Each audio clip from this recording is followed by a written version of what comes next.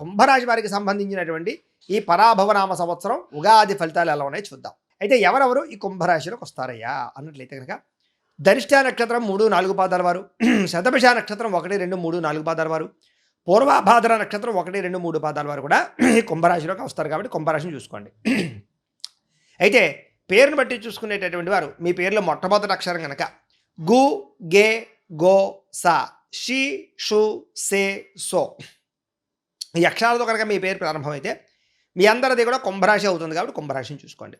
అయితే ఈ సంవత్సరం కుంభరాశి వారికి ఆదాయము 2, వ్యయం 8గా కనపడుతుంది. కాబట్టి కొంచెం ఆదాయం తగ్గుతోంది, బాగా ఖర్చులు విపరీతంగా పెరిగిపోతున్నాయి. కాబట్టి ఆచితూచి వ్యవహరించండి. రుణాల విషయంలో జాగ్రత్త తీసుకోండి, ఖర్చుల విషయంలో జాగ్రత్త తీసుకోండి, దుబారా ఖర్చులు తగ్గించుకోండి, కుటుంబ ఖర్చులు తగ్గించుకునే ప్రయత్నం చేయండి.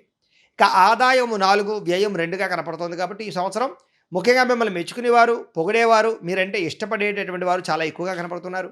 మీరంటే కిట్టని వారు, మిమ్మల్ని పాటు చేద్దాం అనుకునేవారు, మీ మీద ఏదో రకమైన నిందలు వేసేవారు మాత్రం చాలా తక్కువగా ఉన్నారు. కాబట్టి ఈ సంవత్సరం మీకు ప్రజాకర్షణ బాగా పెరుగుతోంది. కీర్తి, గౌరవ మర్యాదలు అయితే బాగా పెరుగుతున్నాయి.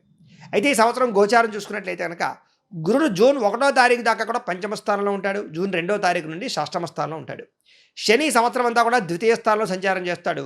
రాహుకేతువులు జూన్ 5వ తారీఖు వరకు కూడా ద్వితీయ అష్టమ స్థానంలో ఉండి జూన్ 6వ తారీఖు నుండి జన్మ సప్తమ స్థానంలో మిశ్రమ ఫలితాన్ని కలగజేస్తూ ఉన్నారు.